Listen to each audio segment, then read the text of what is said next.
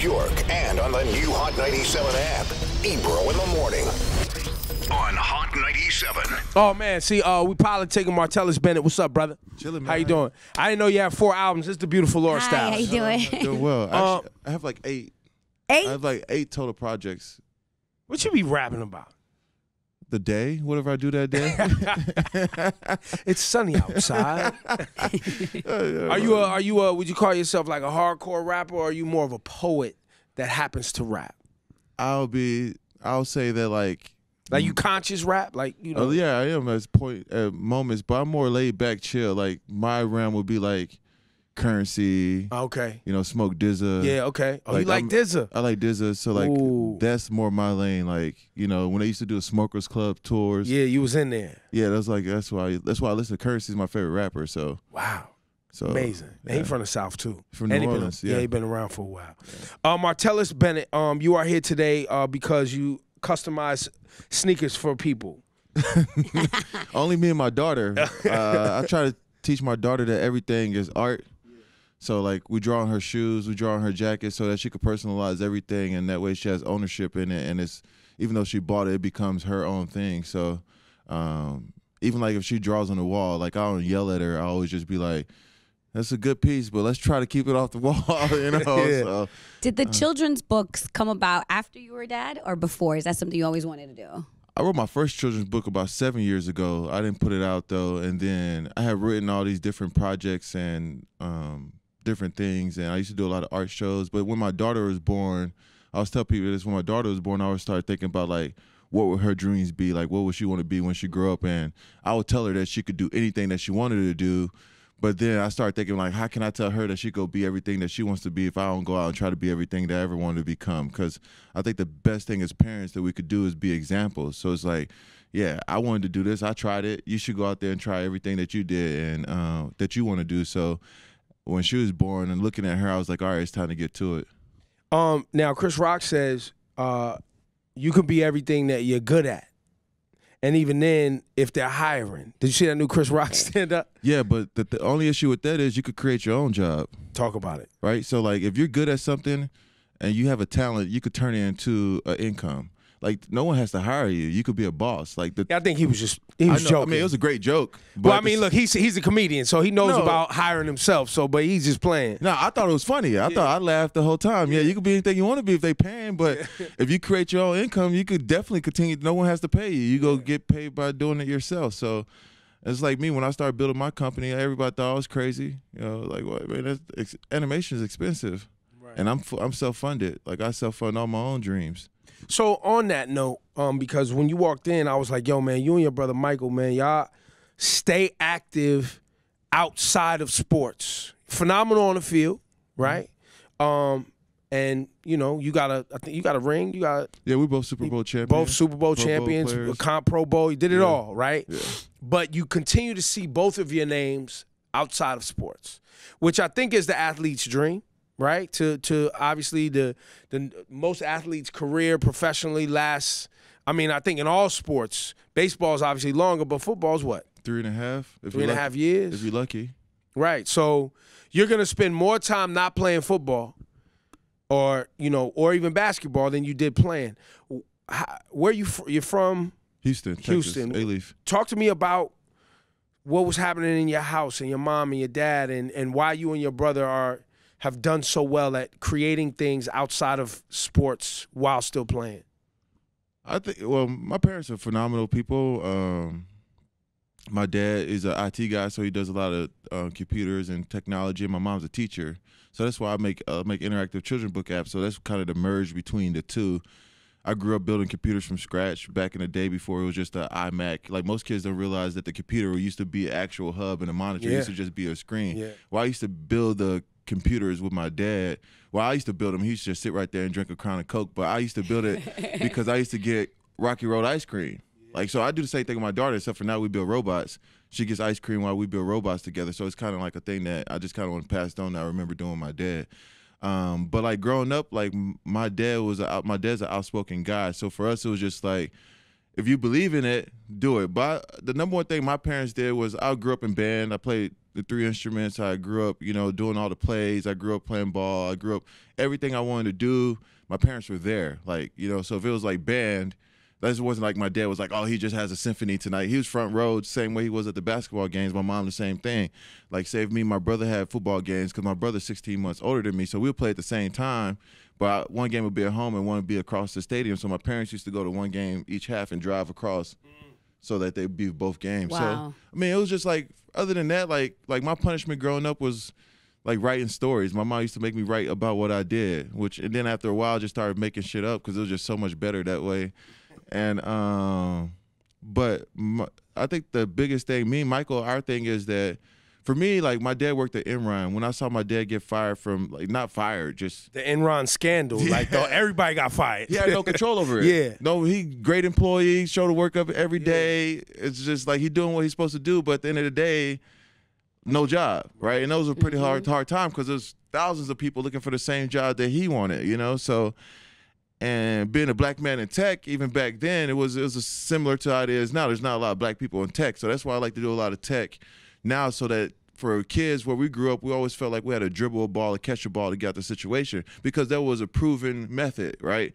But there was really, like, you always have to say, oh, I want to be the black Walt Disney, or I want to be the black this, I want to be the black version of this, because they don't have the people who look like them in those positions for them to feel like it's attainable. So for me, like, I never do football camps. I'm more into coding camps and things like to introduce them to the possibilities. And I think the biggest thing my parents did was introduce us to all the possibility that was out there.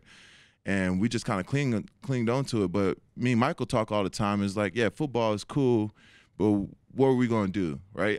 We don't want our kids to come to our funeral and be like, man, my daddy used to do the best sack dance, or he was great around the edge, or my dad scored this many touchdowns. We want them to talk about the way we traveled the world, how we impacted the community, and like empower the youth and change the world. Like, we want to be people who change the world and the climate of our society, where we grew up in the underserved communities.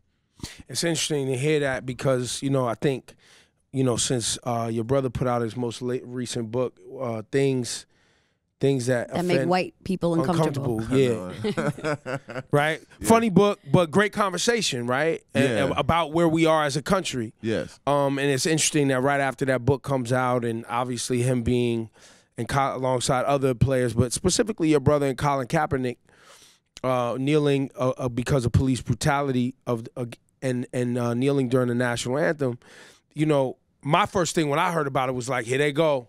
They're going to try to frame, because of an incident with a lady in a wheelchair and him pushing the door open when you won the Super Bowl, and they're going to try to put out pictures of Michael Bennett sitting in the courtroom. So that becomes the image that you remember, to try to frame this a new way, because he's been so socially outspoken. Yeah, I tell Michael all the time, like, one of the things with Michael is that his voice is strong, like, and he's not apologetic, right? He's not one of those brothers that says something that apologizes for saying something. He believes what he believes, and he's very true to it, which is something that you know, he should be commended for. With the whole incident, it is what it is, what they're saying, whatever, blah blah blah. But like, the way that they try to paint him as a human being, like, he's morally corrupt, he's this, he's that, like, he has no integrity, he's a terrible person. Anyone who talks like, but then you see how they paint the kid in Austin who's a bummer. He's mentally disturbed. He needed someone to talk to. He needed this, but he's out there blowing people up. Right. Right, so like, it's just a way that words are very powerful. The way you use words, the way they do headlines, right? There's no one that says allegedly when they talk about my brother, right? They say he did it, right? No one says allegedly. He allegedly did and by the way, if it was such a thing, he was inside the stadium hanging out with you when you won the Super Bowl. We were on TV. So, and here we are a year. Yeah, and some months later, and they're trying to act like they couldn't find him. He's from Houston, where the Super Bowl was happening. He's been home. He's been home way more than I've been. But I guarantee, man. I guarantee, and I've seen, you know, being in media for the last almost 30 years. I know what they're doing. They're gonna work to frame these black men who have found a voice. You know, the civil rights thing, they killed those voices. Yeah. Right? And this movement, right, they're responding in a way that's it's very interesting. I knew it would come down to this, where they would try to make blackball Kaepernick. What's the other kid? Eric Reed, who can't get a job. Look, if they could blackball you and your brother, I'm sure they would try, but y'all too good. I mean, Eric Reed to me is, I think for us, I think for me, I know me in the past, like I don't like, I usually do my stuff with political cartoons because I just like the way that, you know, people try to change your words when you say things. But with a political cartoon, I just like to be concise and straight to the point. You know exactly what I'm saying, exactly where I'm going with it. So I like to use art as my activism a lot. But like for me, I think they understand, like me and my brother, like this is our voice. Like you can't take that from us. Like in the way that we approach the thing, it's the same thing every single day. And I think sometimes with some guys, it's like off and on. And teams are really taking advantage of guys who are actually using their voice for what they should be used for. You have a platform. And they let guys stand on platform and promote McDonald's and promote Nike and promote, you know, wherever it is, alcohol. Peyton Manning wants to go drink a beer, whatever he wants to do, like, you know what I'm saying? But then if you get up there and you promote hope for your people, then it's an issue. It's an issue. Well, and even more so how they've bastardized the idea that, you know, your expectation of America should be high. Right? Colin Kaepernick thing was based on Kaepernick being a kid from, you know, I don't know what his parents, but a middle class, upper class home that was upset because the America that he thought we were supposed to be, it wasn't living up to that. Nah, he thought he had an epiphany. Yeah. So I always think like, Here's the thing. Like our goal is this. My goal, I think, what the idea is to start conversation. Right. The whole idea of taking a knee was to start this conversation about all these different issues. Abuse of power, police brutality. Yes. Right. So, but then they try to change the narrative. Right, which is a common theme when people do it of the upper ups. They try to change it where it's like disrespecting the flag, military, disrespecting the military, disrespecting police. It's no different for when your wife wants to talk to you about something. You'd be like, "Oh yeah," but you try to change the subject, right? Because no one wants to really have the conversation about it because that conversation is a painful conversation. It's no different from like in the black community of talking about slavery. Yeah. Like nobody wants to talk about slavery because it's embarrassing. You're ashamed. It hurts. And the same time for other cultures, it's the same thing when you think about the racism that your people have brought onto another person. It's hard to have that conversation. That's deep conversation. People don't want to swim in the deep end of the pool. Everybody wants to play Marco Polo in the 3 feet side. You know what I'm saying? Nobody wants to play shark. You know? So it's just like once you start getting those deeper conversations, everybody wants to start backing up because one, they probably don't know enough. Two, they know a lot and they don't want to really discuss what their true feelings are and they don't want to reveal their true selves. Look, his name is Martellus Bennett. He got a children's book. What's the children's book called? Do you have one with you by any chance? I do not have one with me. Actually, I've been carrying around books for so long.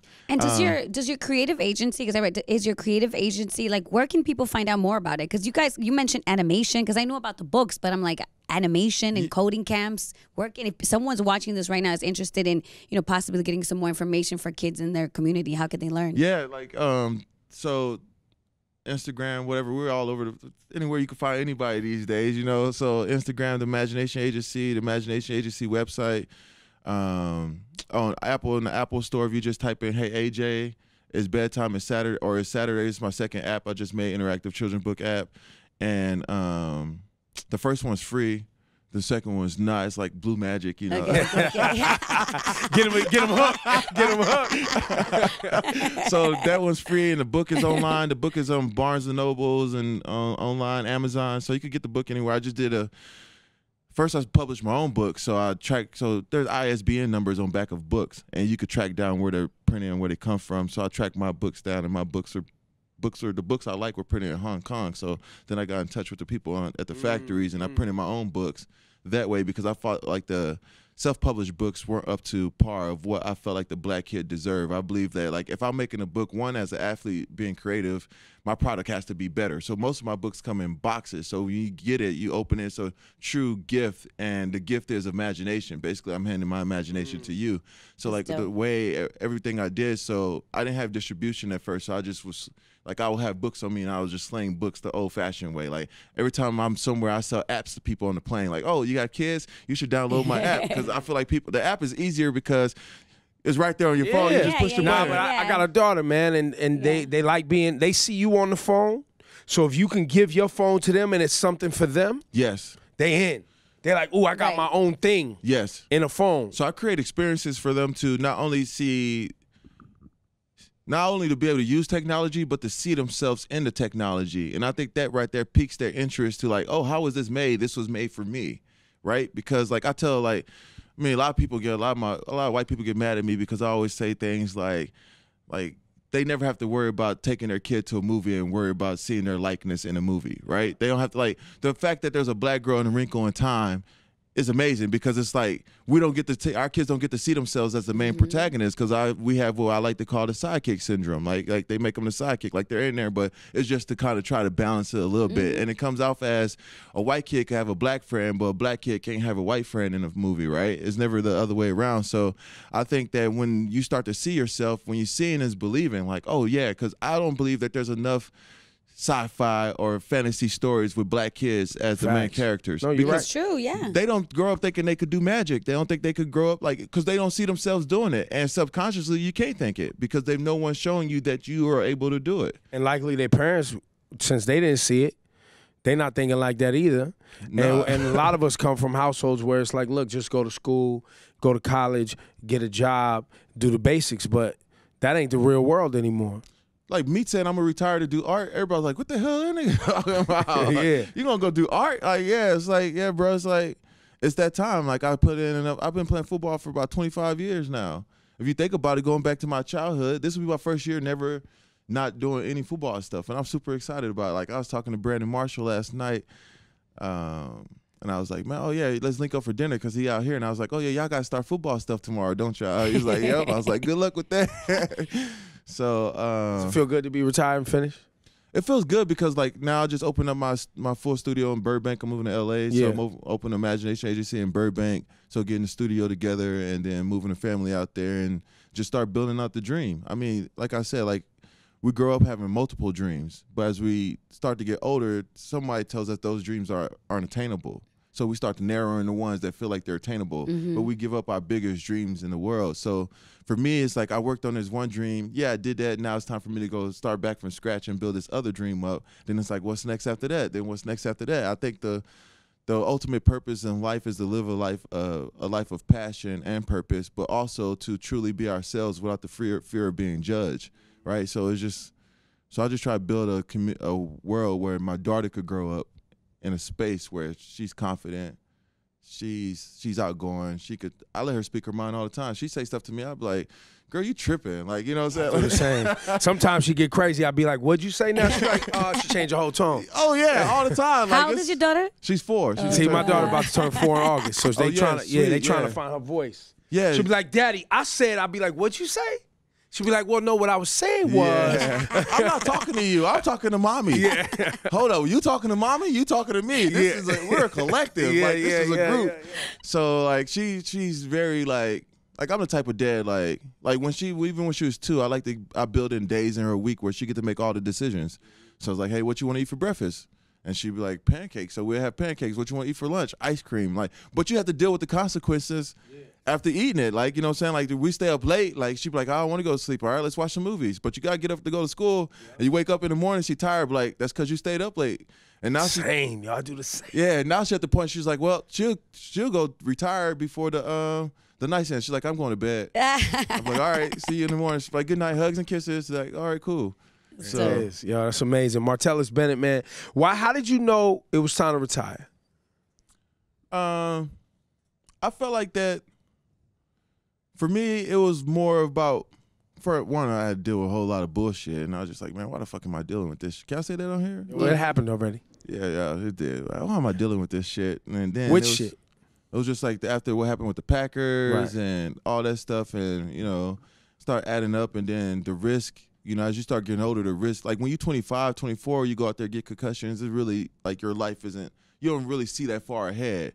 But like when I turned 31, you got kids. You start thinking about the livelihood. Like my daughter deserves a fully functional dad, right, for the rest of her life. My wife deserves a fully functional husband. So you start thinking about those things, and the wear and tear, and then the love that I have for this thing, creativity. Like I don't have a discipline. Like most artists have a discipline where there's painting, music, or sculptures, furniture, interior design. I don't have my discipline is actually creativity. So it goes into all spaces. So I'm trying to master creativity. I don't try to master a skill at painting or drawing or writing or something like that. I just try to master creativity, because I feel like if you master that, you could use it in any realm that you need, because you could tap into whatever you need to create.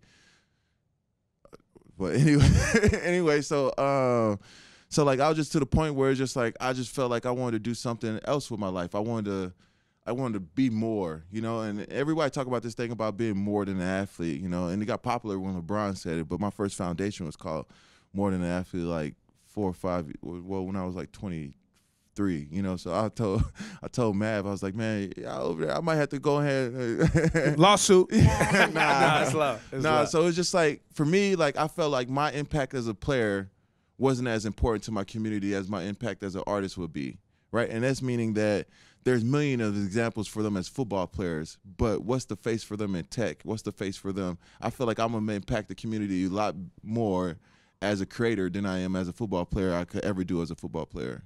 That's dope. So how's your injuries? You feel? How's your body feel? I'm feeling great, man. I've been eating, and I'm on this meal plan. My wife, she getting all sexy for the summer and stuff. So I'm like, shit, we will be in LA, so you know what I'm saying. Get that, you gotta have the abs out. You gotta have abs. I might not wear a shirt this summer. I might just start drawing logos on my body. Yeah, this Nike, whatever it may be. So, so like I've been feeling good. I've been back playing basketball, so I've been playing a lot more basketball, because when I was in high school, I was in an NBA draft. So, like, I just miss playing basketball on a consistent basis. So, I've been playing like 4 or 5 times a week. So, that's been fun. I'm like the old man at the gym. They can still dunk and all that stuff and still play. So, just playing basketball, and I just wake up and I just wake up and it's just like, what do I want to make today, right? So, do you have any, for a young athlete watching this, obviously people watch TV, they watch football, they want to play, blah, blah, blah. Do you have any advice, anything that, because it sounds like, listening to you talk, that you always knew where your exit plan was. And I think that's something that not everybody understands. Even in this, right? Even at a Hot 97, you know what I'm saying? There's people who've been here 20, I've been here 15 years. I have an exit plan, though. You know what I'm saying? Because you got to know. I don't own it. They going to, one day. Don't own it. I'm 43 years old. Yeah. You know what I'm saying? I can't be 52 interviewing Cardi B. It's just not. Yeah. You know what I'm saying? Now you got to have that natural evolution as a human being, right, and as a But what would you share with people watching this and planning their life right now that's 18, 21, 22? Because I think like that athlete or just anybody in general, man. Maybe athlete, maybe in general. Like, give us some cheat codes, man. I'll say that, like, I think that life is interesting, right? Like, so I believe that, like, as people, we're built to be more, right? Like, we live as mice when God built us to live as lions, right? But, like, so many people live the life of a mouse because they're so afraid of becoming what they can become. Success is a scary thing, because when you become successful, people hold you to a certain standard. Like, you had to do it every single day, then they expect you to be successful. And most people are afraid of that because they really don't want to work, right? And I think there's a part of where mediocrity is so accepted in society these days. It'd be mediocre things. Everybody like, oh, it's the greatest thing ever. It's the best. And people overuse words like amazing, and, it's just amaze balls, wherever we're legend. Yeah, legend. GOAT, greatest of all time. You be like, GOAT? Yeah. Everybody's the greatest of all time. Yeah, it's like they can't all do it, right? Because it just gets it gets watered down. So I think as people, I think it's when you come into yourself as a young person, it's like, all right, not what do I want to be, but who do I want to be, right? Because who you are is going to last much longer than what you do. So I think about, like, all right, this is who I want to be. how do I become that? How do I get to this? And this is why I want to, when people look at me, people talk about me, this is what I want them to see, right? So then you start working out a plan like, all right. And the biggest thing I think about most, like I tell my little sister, she get on my nerves sometimes. I tell her this all the time, like, she told me the other day she wanted to be Beyonce. And I was like, shit, you and 10 million other people, right? Like, but people only see the end result. They don't see the. You got to be Beyonce then to be Beyonce now. Right, you can't wake up and be Beyonce. You got to be Beyonce getting booed at the All-Star game. Yes. With Destiny's Child. Yes. You gotta work your way up. Like, you gotta put in the work. Like, you gotta be Beyonce when Destiny's Child put out No, No, No, and nobody wanted to play it until Wyclef and them did the remix, and then the song started to pop, and that first album struggled, and they had to figure out how to get to the second album. Man, you know everything about Beyonce? Well, no, I'm just saying, because I've been in radio that long, I know the whole story. Yeah. You know what I'm saying? I mean, I'm from Houston, so, like, but I always tell, like, kids, like, all right, and people always pick, like, okay, we have different talents. There's some stuff that you're going to be a 7 at, you're a 6 at, and sometimes there's something you're going to be a 10 at. Sometimes what you're a 10 at isn't always the sexiest thing, but that's what you're going to be great at. But most people would rather be what they find to be sexy or was cool to try to do that instead of being, like, becoming everything they can at this, and then the coolness will rise. You could raise the coolness of your own because you define cool. Most people, they let society define what success is, so you have to define what success is for yourself. And then you have to figure out what your worth is. I always say, because if you don't know your worth, someone will put you on the clearance rack, right? So, it's all about self. Like, you have to do self-reflection and looking at yourself instead of looking at others. And when you start to reflect on what you've done, because I believe that self-oppression is the biggest form of oppression that people experience. They oppress themselves from becoming everything they want to do because they doubt themselves.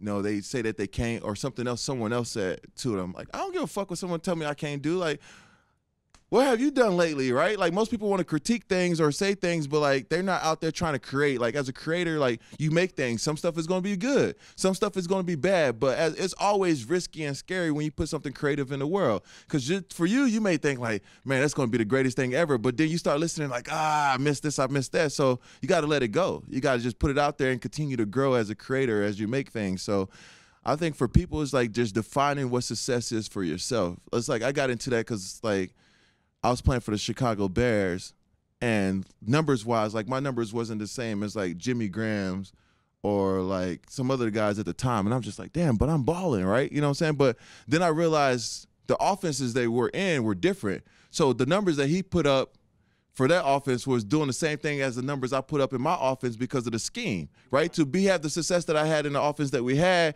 I was just as successful as he was. It's just that my numbers had to be different from what my team needed. And sometimes life is like that. Like, you feel like you're not as successful as someone else, but you got to take a moment and just realize what you're doing in that moment that you're in, and you are having success.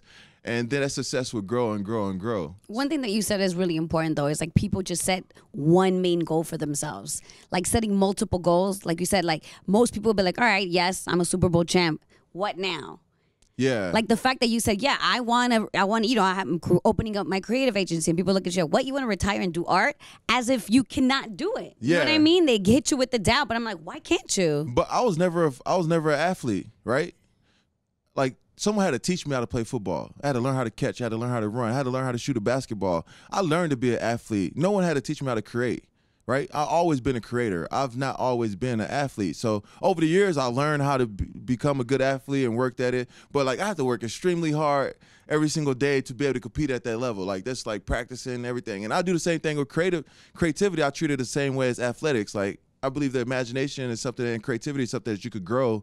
It's just like any other muscle, right? It's just like if I want to run longer distance, I wake up and I run every day. The more I start to run, the longer I can run, right? Every single day. And creativity, like, the more I create, the longer times my creativity, I could tap into it for longer. My imagination is stretched, is more flexible, so I could think of more things. So as a creator, I've always been a creator. I was not always an athlete.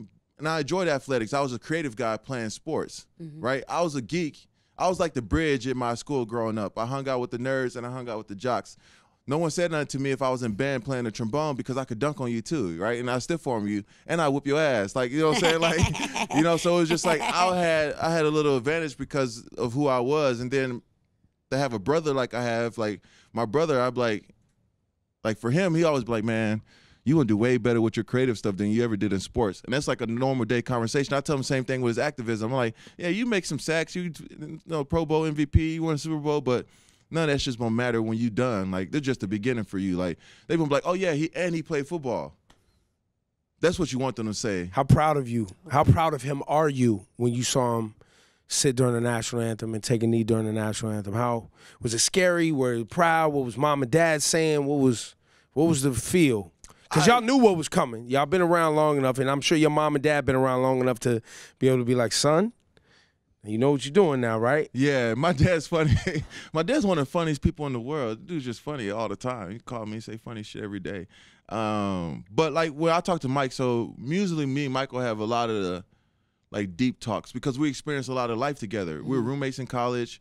You know, I came in the league 1 year before him. He came in a year after me. So like we've been tights and played in high school, so we always have conversations about life together. Like, I'm getting married, I'm buying a house. It's like, hey, bro, I'm thinking about buying this house. What do you think about this deal? Or I'm trying to get this building. And he calls me the same thing. Like, you know, I'm thinking about moving here. Where you think? Like, when he moved to Hawaii, he trying to choose between Hawaii and Texas. And I'm like, bro, go to Hawaii. Texas is always going to be there, but Hawaii is your dream. And like now, he's been there for like 5 or 6 years. He's like, man, I'm so glad you told me to move to Hawaii because we know each other very well. So, but when he got ready to sit, we were talking about, I was like, look, bro, this is what you believe in, right? This is who you are. Don't worry about what I think. Don't worry about what mom and dad think. They had their chances to use their voice to do whatever it is. Everyone who else is going to give you suggestions, they had their chance to make change, and most of them did not do it, right? So I feel like when you have a chance to make change or change the world, you change the world. You don't let somebody else come and be like, oh, I'm going to make. Those are once-in-a-lifetime moments for him, and then it's something that he knows about. Like, he's educated. He speaks on it. Like, he's articulate with it, and he knows exactly what he's doing and why he's doing it. So I'm like, go for it. I got you. And then when he did it, I had the political cartoon, like, bam, my back door, say, hey, yeah, like, yo, y'all want to talk about my brother? Like, check this out. This is how we feel about that. So I'm always with him all 100%. There's times where I feel like he's wrong, and I'll be like, hey, bro, that was wrong. But I'll never say that in public. You know, I'll tell you, like, man. When was he wrong? I'll be like, damn, bro, when was he wrong? That wasn't. I don't think that was right, but shit. Pass the cornbread. Yeah. Yo, look, man, it was a pleasure meeting you. Congrats on all of your accomplishments in football, obviously. Thanks, man. And you know, and salute to all the success ahead of you, man. And we here, man. Let us know what you're working on. Yeah, man. I told you I'm about to send you some of my music and stuff. I mean, other than the rap. Let's stick to the. We know about these coding camps and all the cool stuff. No, definitely. I drop all. I'm like when people ask me what I'm working on, I'm like, okay, hold on, because I'm doing so many different things. So like, Well, leave the rap alone. No, I'm gonna just drop everything on you. No, just leave, but without the rap. No, you don't need the rap. Yeah, we don't need that. I'm an underground rapper. Yeah, I ain't trying to be famous. This is mainstream. You know what I'm saying? It's pop music. Yeah, I don't do that. I don't do that kind of stuff. Yeah. You stay. You know what I'm saying? I definitely drop everything on you that I'm working on and keep the conversation going. And the app, once again, for people to download for their kids. It's on Google, Amazon, Apple Store. You just search Hey AJ. And Hey AJ. Yeah, Hey AJ pops up, and it's a beautiful little black girl going on. Basically, she's based on my daughter. My daughter's name is Austin Jet Rose, but we just call her Jet. Yeah. So AJ is based on her, and it's about an imaginative little girl who creates crazy situations just by using her imagination. She kind of suffers from the Walter Mitty disease. So it's just really cool because I always felt like kids deserve where it's not like self-love books, right? A lot of kids, when it's kids of color, the books are about self-love, but kids already love themselves. If you ever watch a kid, they don't need to learn about self-love. You know, they love who they are regardless. And they need encouragement. They need encouragement to go on great adventures. So most of the stuff I write is about going on great adventures. Dope. Martellus Bennett, nice meeting you, bro. Nice meeting you as Yeah, well. man, salute. Thank you, man. Yeah, man.